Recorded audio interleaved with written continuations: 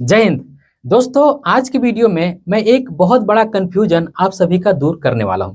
Confusion ये है कि क्या जब हम म्यूचुअल फंड में निवेश करते हैं तो हमें ऐसे म्यूचुअल फंड में निवेश करना चाहिए जिस म्यूचुअल फंड की एनएवी का प्राइस कम हो, या फिर हमें ऐसे म्यूचुअल फंड में निवेश करना चाहिए जिस म्यूचुअल फंड की एनएवी का प्राइस ज़्यादा हो। क्या जब हम म्यूचुअल फंड में निवेश करते हैं तो हमें एनएवी का प्राइस देख करके निवेश करना चाहिए? अब सवाल आता है कि मैं इस तरह की वीडियो क्यों बना रहा हूँ। तो आपको याद होगा दोस्तों, परसों के दिन मैंने एक वीडियो बनाई थी, जिस वीडियो में मैंने आप सभी को बताया था कि टॉप 11 जो एनएफओ है वो ओपन है, अगर आप चाहें तो इनमें निवेश कर सकते हैं। और यही वो समय होता है जब आप निवेश करते हैं तो आपको 10 रुपए पर एनएवी अलॉट होती है। ऐसा मैंने उस वीडियो के अंदर में बिल्कुल नहीं कहा कि 10 रुपए पे एनएवी मिल रही है, इसका मतलब ये हुआ कि आपको सस्ते में एनएवी मिल रही है और आपको निवेश करना ही चाहिए। बल्कि मैंने मना किया था कि हमें सेक्टोरल फंड में निवेश करने की कोई भी जरूरत नहीं होती है, क्योंकि जब हम एक एक्टिवली मैनेज म्यूचुअल फंड में निवेश करते हैं तो सारे सेक्टर का हमें एक्सपोजर मिल जाता है। तो इस तरह के म्यूचुअल फंड जो एक सेक्टर को विलोम करते हैं, इस तरह के म्यूचुअल फंड में निवेश करने की हमें कोई भी जरूरत नहीं होती है। और ये तो मैंने बिल्कुल भी नहीं कहा कि अगर 10 रुपए की प्राइस पर एनएवी मिल रही है तो आपको सस्ती एनएवी मिल रही है। तो आज की वीडियो में हम ये जानेंगे कि एनएवी का क्या रोल होता है। क्या हमें वाकई में सस्ते एनएवी वाले म्यूचुअल फंड में निवेश करना चाहिए, महंगे एनएवी वाले म्यूचुअल फंड में निवेश करना चाहिए, या फिर जब हम म्यूचुअल फंड में निवेश करते हैं तो एनएवी का प्राइस देखकर निवेश करना चाहिए। तो आज की वीडियो हमेशा की तरह बहुत ही इंफॉर्मेटिव होने वाली है, इसलिए मैं रिक्वेस्ट करूंगा आप सभी से कि इस वीडियो को अंत तक जरूर देखिएगा। तो स्वागत है आप सभी का एक नई वीडियो में। आशा करता हूँ आप सब अच्छे होंगे। मैं हूं अनवर अंसारी। चलिए पेश करते हैं। तो इस वीडियो का कॉन्सेप्ट हमें अच्छे से समझ में आ सके, इसके लिए मैं कुछ एग्जाम्पल यहाँ पे लेने वाला हूँ। और अभी आप थोड़ी देरी के लिए ये जो म्यूचुअल फंड की एनएवी है इसे आप साइड में रख लीजिए। मैं यहाँ पे दो व्यक्ति के एग्जाम्पल ले रहा हूँ, एक है पर्सन ए और दूसरा है पर्सन बी। दोनों के पास ही 100 रुपए है, लेकिन फर्क इतना है कि पर्सन ए के पास 100 रुपए का एकमात्र नोट है। 100 गुणित 1 बराबर 100 रुपया। इसके पास एक नोट है 100 रुपए का जिसकी एक्चुअल वैल्यू 100 रुपए के बराबर है। लेकिन पर्सन बी के पास देख सकते हैं 10 गुणित 10, 10 रुपए के 10 नोट है जिसकी एक्चुअल वैल्यू 100 रुपए की है। तो फर्क बस इतना है कि पर्सन ए के पास एक नोट है और पर्सन बी के पास 10 नोट है। अब इन दोनों को ही एक ऐसे सामान की जरूरत पड़ती है जिसकी कीमत 100 रुपए है। पर्सन ए जाता है दुकानदार के पास, बोलता है कि भाई मुझे सामान दो। दुकानदार सामान देता है, पर्सन ए सामान लेता है, पैसा देता है और अपने घर चला जाता है। और पर्सन बी भी उसी दुकानदार के पास जाता है, बोलता है कि मुझे सामान दो। दुकानदार सामान देता है और पर्सन बी उसे 10 रुपए का एक नोट देता है। तो क्या दुकानदार इस पर्सन बी को लठ नहीं मारेगा? क्या वो दुकानदार इस पर्सन बी को उल्टा सीधा नहीं बोलेगा? क्या दुकानदार पर्सन बी को ये नहीं बोल सकता है कि तू पागल है क्या, मैं तेरे को 100 रुपए का सामान 10 रुपए में क्यों दूं? तो यहाँ पे क्या दुकानदार इस तरह का पर्सन बी को नहीं बोल सकता है? और अगर वो बोल रहा है तो इसका कारण क्या है? कारण ये है दोस्तों कि सिर्फ नोट से फर्क नहीं पड़ता है, सिर्फ नोट से मतलब नहीं है, उस नोट की कितनी वैल्यू है इस बात से फर्क पड़ता है। अगर पर्सन बी को 100 रुपए का सामान लेना होगा तो उसको 10 नोट देने होंगे जो उसके पास है।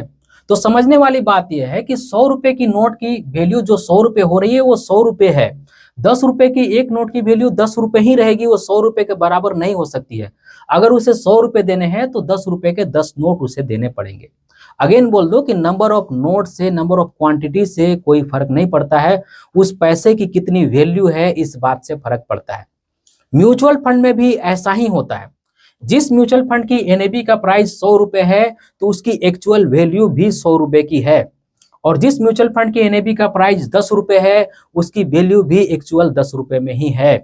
ऐसा नहीं है कि कोई म्यूचुअल फंड हमें कोई 10 रुपए पर यूनिट दे रहा है तो सस्ता दे रहा है। नहीं भाई, उसकी वैल्यू भी 10 रुपए की ही है। अगर आप उसे खरीदेंगे तो वो 10 रुपए में ही मिलेगा, अगर आप उसे बेचेंगे तो भी वो 10 रुपए में ही बिकेगा। और ऐसा नहीं है कि ये 100 रुपए की जो यूनिट की प्राइस वाली म्यूचुअल फंड है ये कम बढ़ेगा और 10 रुपए वाले ज्यादा बढ़ेगा।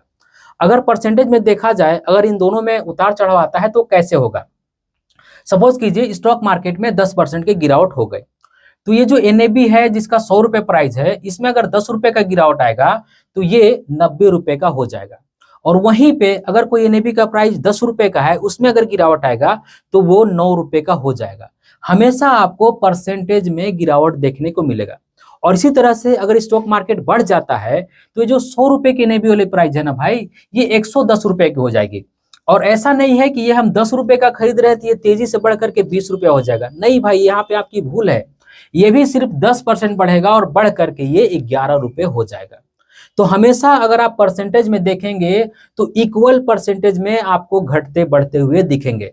पैसा में अंतर हो सकता है क्योंकि इसकी एनएबी का प्राइस ज्यादा है, इसकी एनएबी का प्राइस कम है, तो पैसा आपको कम ज्यादा दिख सकता है, लेकिन अगर आप परसेंटेज में देखेंगे, वैल्यू वाइज देखेंगे, तो उतना ही आपको दोनों में उतार चढ़ाव देखने को मिलेगा।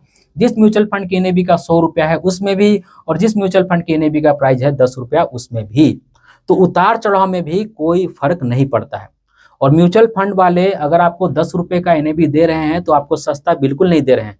अगर उनको कैलकुलेशन करना होता है ना, तो एक पैसे में भी जितना वो डिवाइड कर सकते हैं उतना डिवाइड करके आपके साथ हिसाब करते हैं। एक पैसे का भी ज्यादा वैल्यू आपको वो नहीं देते हैं। तो इस भूल में तो बिल्कुल मत रहिएगा कि अगर मुझे 10 रुपए की एनएबी मिल रही है तो मुझे सस्ता मिल रही है। अब सवाल ये आता है कि अगर हम म्यूचुअल फंड में निवेश करने की सोच रहे हैं तो हमें किस तरह के म्यूचुअल फंड में निवेश करना चाहिए। क्या हमें ऐसे म्यूचुअल फंड में निवेश करना चाहिए जिस म्यूचुअल फंड की एनएबी का प्राइस कम है, या फिर हमें ऐसे म्यूचुअल फंड में निवेश करना चाहिए जिस म्यूचुअल फंड की एनएबी का प्राइस ज्यादा है।